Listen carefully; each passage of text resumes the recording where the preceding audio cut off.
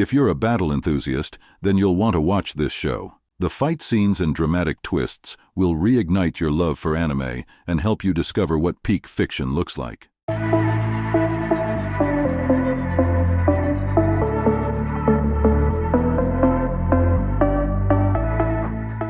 In a remote village somewhere, the brave hero Tatsumi was going around cleaning the place from filthy monsters. Finally, a hero we can look up to, our brave warrior headed to the capital trying to make a name for himself. Unfortunately, he was a little carried away and got humbled real quick. After he was kicked out, he met up with the beautiful Leone. She told him that she knew a shortcut to enlisting the army and demanded some sort of bribe to, speed things up, glisten the old railroad, butter up the boats, you get the point. Our naive champ gave her his life savings without hesitation and sat there all day waiting like a fool. The waiter broke the news to him and how he was scammed. While he was sleeping on the street, a rich girl saw some sympathy and brought him to her mansion. Her family welcomed him to their home, and he told them how he was waiting for his two best friends. The trio were attacked by bandits and got separated. The following day, he went shopping and started touring the city. The soldier told him to be careful of a gang called Night Raid, and they both returned home. Later that night, the mother was sliced in half, and Tatsumi ran out only to find Night Raid besieging the mansion. He froze in place, watching them attack the soldiers, and quickly ran to the princess. He made it to her in time, however. The greatest waifu in anime, Akame, came through, eliminating everyone. He tried defending the princess, but alas, he was struck down with a single strike. That's the gorgeous Akame for you. Even so, he made it back up and was saved by Leone. She told him to observe the truth for himself and judge. As he walked in, he found corpses hanged around and even found his best friends. The princess took in people and tortured them for fun. What a despicable family. Tatsumi slashed her in half and mourned the death of his friends. Afterward, Leone grabbed him and welcomed him to the Night Raid. Is this the best pilot episode or what? The next day, Tatsumi grieved the loss of his friends and went to meet the remaining members of Night Raid. The arrogant Mine refused to accept him, although the passionate Bulat was ready to train with him. They then headed to Bullock the pervert, and finally, the woman who stole our hearts, Akame. Beside her was the boss of the entire operation, Najenda, who started bossing Leone around. She gathered everyone and made them vote. They explained how the capital was corrupted, and they made it their job to clean things up. They were part of the revolutionary army, who got their hands dirty. After hearing enough, Tatsumi agreed to join. He started his training with Akame, and she taught him how to cook first and hunt later.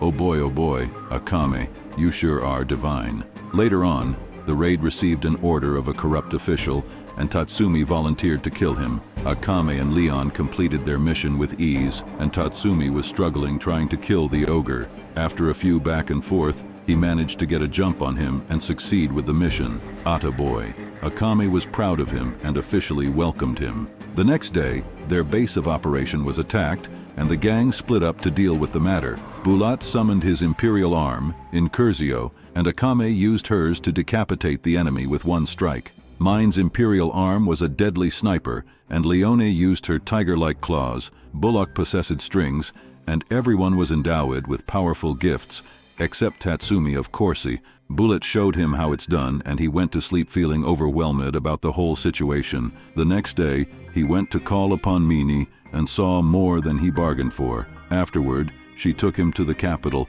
and went shopping as usual. The relationship between these two was epic, to say the least. Elsewhere, the emperor was revealed, and it was a little boy being controlled by a corrupt official. Later on, Mine and Tatsumi assassinated another figurehead and tried to make a run for it. Night raids sure are deadly. The next day, Tatsumi was training hard with Bulat, and Akame prepared them a delicious meal. Isn't she the best? Later on, they received word of a serial killer on the loose by the name of Zank. They gave him a quick history lesson on the creation of imperial arms and how powerful they actually were, and told him Zank possesses one, making this a difficult mission to handle. Akame and Tatsumi went out looking for Zank, and he managed to run into him. His imperial arm was able to read minds, making it impossible to catch him by surprise. He almost killed Tatsumi had it not been for Akame.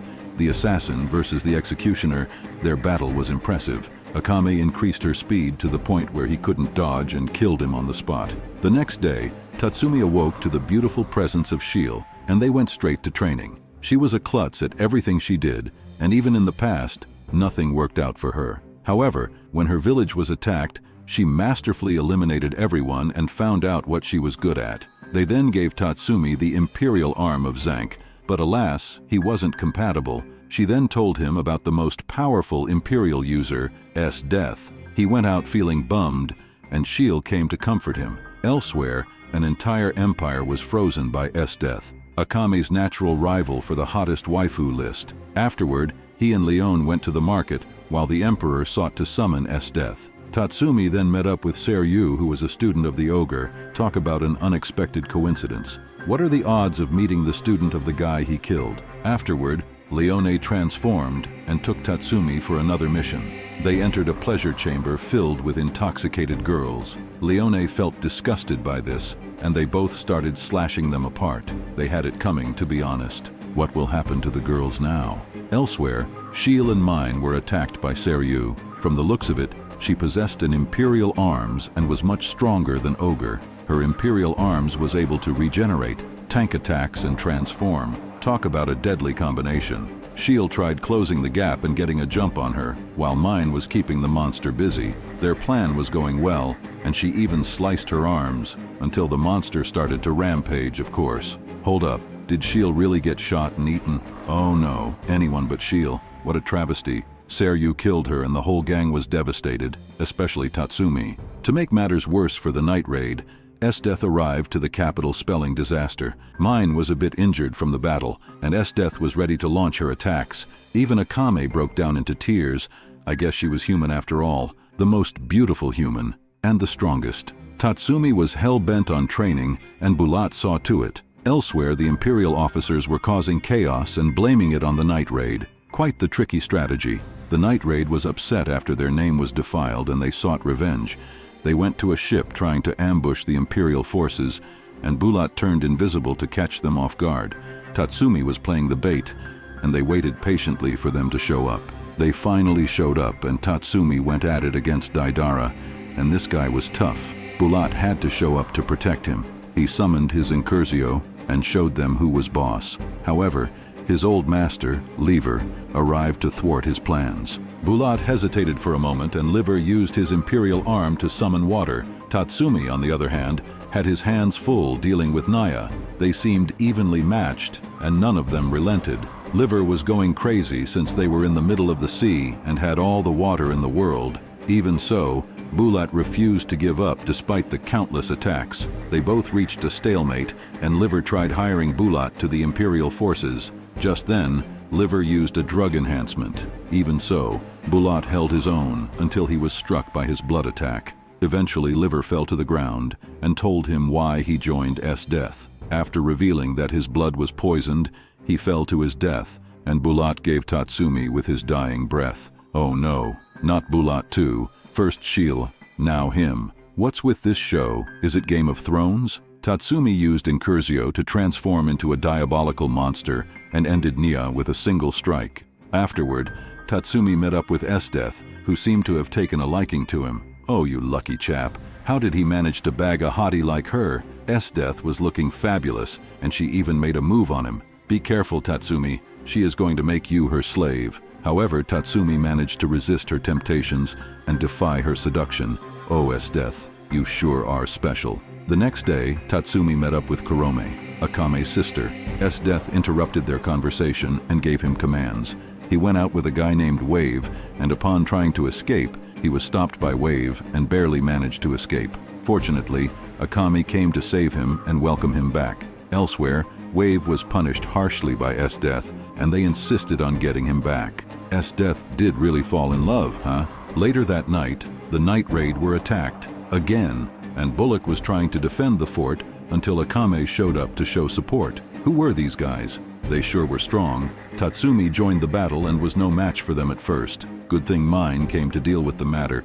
She sure was tough. I like her. The boss looked down from above while Akame and Bullock dealt with the threat inside the house. The night raid were not a force to be reckoned with. Leone joined the battle and their group was complete. However, we can't really call them complete without Shield and Bulat, can we? Suddenly they all fell to the ground by an Imperial user, and the boss sent Susanoo, another ally of theirs. This guy was able to regenerate and wreak havoc as he saw fit. The enemy took some sort of drug and turned into a monster, but Susanoo dealt with the matter on his own until Akame came forth and finished him with one slash. It would be best for the night raid to change their base of operation, wouldn't you say? Elsewhere, Esdeath was growing worried, and her grief knew no bound. She consoled Seryu, who lost another master, and as expected, the night raid found another hideout. It wasn't as lavish as their previous mansion, but it did the job. They hunted monsters by day and enjoyed bonfire by night. They even had a hot spring. What's not to like? Meanwhile, Esdeath was scheming behind the shadows alongside the corrupt official, and the Imperial force were taking down monsters and saving citizens. Since when did they turn into the good guys? Tatsumi, on the other hand, was training with Susanoo to grow stronger. Akame summoned both of them to their old base of operation. I guess they felt nostalgic. The boss informed them of monster attacks and commanded them to get rid of it silently. Esdeath gave the identical commands to her squad. It seems that they both found a common enemy. The Imperial force eliminated them by day, and the night raid went out looking for them by night. Bullock started narrating his story to Tatsumi and how he met with the boss. While Tatsumi was scouting from up above, guess who came crashing down? Esdeath the Beautiful, who saved him from the monsters with love on her mind. Bullock hid away since Esdeath was a cataclysmic threat. However, she had a soft spot for Tatsumi and was unable to get her hands off of him. He tried playing it cool and acting as if he was part of the Imperial Force army. Just then, a grim-looking figure, Siura, came along and teleported them both to a distant beach. It was the perfect place for a date, and Esdeath went in for a kiss. Now this is one opportunistic woman. She used her ice powers to scout the area, and upon witnessing a giant, she unleashed icy hell on it. A woman after my own heart. They both teamed up to defeat it and started strategizing a plan to escape the island. Tatsumi, you lucky dog, what are you going to do now? Alone in an island with the most beautiful concubine? Don't chicken out, homeboy. She is onto you and practically throwing herself at you. Make us proud. Instead, they both started narrating their backstories. Tatsumi told her how he got stronger, and Esdeath followed up with hers. When the portal opened, they were both teleported again, but this time he used his invisibility to hide from her. The next day, Tatsumi joined up with the squad and acted like nothing happened, but we all know how he chickened out. The boss walked in and gave them a new command. She told them that the Revolutionary Army was preparing to throw a rebellion and the night raid will help them. The squad was hyped up, and she gave them names to get rid of in the meantime. While waiting, the squad went swimming, and the ladies were seducing the others to join them. The Imperial force was in the capital looking for clues on the Revolutionary Army and night raid. They went out to the countryside and fell into a trap. Mine threw the first shot and Susanoo followed suit. Soon enough, the entire squad showed up. How unfortunate, Akame met up with her sister, and the sibling rivalry was underway. This is going to be interesting. Kurome's Imperial arm was surely something special. Akame and Tatsumi had to team up given her outstanding power and might. Bullock was laying trap from behind while Susanoo faced it head-on. Tatsumi was then attacked by a beast while Akame tried attacking Bowles. Everything was going so fast, even Leone couldn't keep up. The boss gave a helping hand, but alas, Leone was cut by Kurome. Esdeath was on the other side of town, and the boss turned into a demon all of a sudden. Tatsumi wasn't willing to give up either, and the whole battlefield was hectic. Susanoo turned into a demon lord, and Mine crawled her way out of a frog. Now this is what you call a battle. Bowles used an explosion to help everyone escape, and the battle was cut short. Man, things were just getting exciting.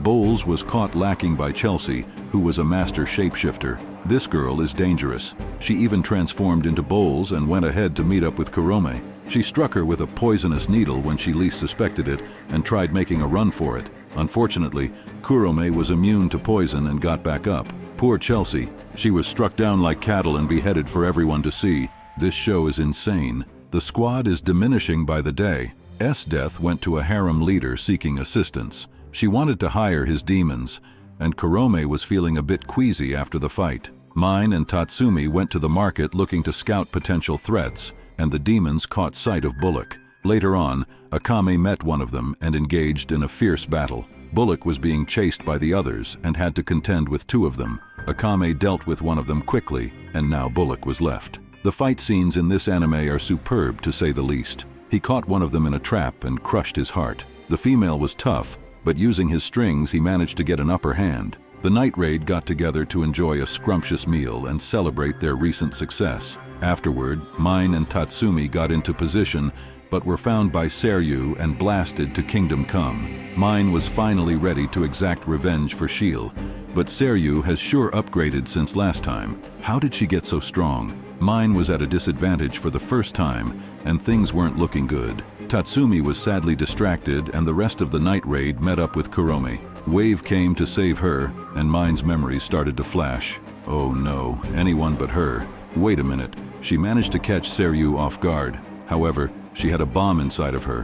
What a sneaky strategy. Luckily, Tatsumi made it in time, and all was well. The next day, Kurome fell to the ground feeling ill, and the capital was surrounding with soldiers. Leone and Mine went underground to scout the surrounding, and Akame was with the boss and Susanoo. Bullock and Tatsumi met up with an informant who led them to a trap. What a devious trick. No one fights fair in this show. They then met up with Sura, who sent a mean-looking enhancer on Tatsumi. Death was dealing with the riff-raff, while Bullock faced off against Sura. His teleportation was a real nuisance to deal with, and he had the entire city within his grasp. Tatsumi was finding it difficult, and Bullock managed to amputate Sura. Unfortunately, Bullock was stabbed in the back and teleported to deep space. However, he dragged Sura in with him and stabbed his heart. Talk about an amazing fight. This show is a wonder. His life flashed before his eyes and he fell to his death. They then imprisoned Tatsumi and declared his execution. Mine and Akame insisted on going, even though they knew it was a trap. Leone and the boss joined too. Elsewhere, Death finally realized he was her enemy, but still continued to love him despite it. On the other hand, Kurome wasn't doing well, and her time was running out. The next day, the execution was underway, and the night raid invaded their parade. They set bombs to distract them and swooped in. Susanoo dealt with Death while Leone and Mine fought with Budu, the enhancer. Akame was underground, and Susanoo transformed to keep up. Mine used every ounce of her power to blast Budu to the heavens and beyond. Just then, Akame freed Tatsumi, while Death froze time and killed Susanoo. However, the boss used her might to help him regenerate. He kept her occupied while everyone escaped. Unfortunately, Mine did not make it and confessed her love with her dying words. They saved Tatsumi, but at what cost? They lost Mine and Susanoo. Death was feeling upset about the whole situation, and Akame was ready to challenge Kurome. They met up and started trading blows. Let us see which sister was more powerful. A monster attacked during their fight, and Akame dealt with him with a single slash. Wave came to interrupt their fight, and Tatsumi kept him busy. This was between the sisters, and the two prodigies went at it once more, and Akame ran her sword through her chest. The base of operation felt lonely, since there were only 4 of them. As their last mission, they planned to kill the emperor, and along with the revolutionary army, they invaded the palace. They met up with an imperial force inside, and Leone engaged in battle while Tatsumi and Akame headed towards the emperor. The minister kept talking gibberish, and a gigantic mecha was unleashed on the city. The emperor had officially lost it. This guy went berserk and started destroying everything in sight. After finding a common enemy, Tatsumi and Wave teamed up to bring the behemoth down. In an epic moment, they crushed the mecha, and Tatsumi died trying to save the people. What a valiant hero. Upon seeing his corpse, Death lost it and challenged Akame to a fight, a decision she will later regret, as Akame was the most skilled warrior in town. Even so, this was the battle of the decade. Who is the most beautiful concubine? Who is the strongest waifu? Only one can stand on top, and based on how the battle was going, they were both evenly matched. It was truly breathtaking to behold these magnificent specimens use their full abilities to the max. I had finally realized what true love felt like, and in the end, we had to say goodbye to our beloved Death. Akame, you are now the champion. May your glory live on. That's all for this spectacular anime. If you loved Akame and her journey as much as I do, don't forget to smash that like button and share this video with your friends.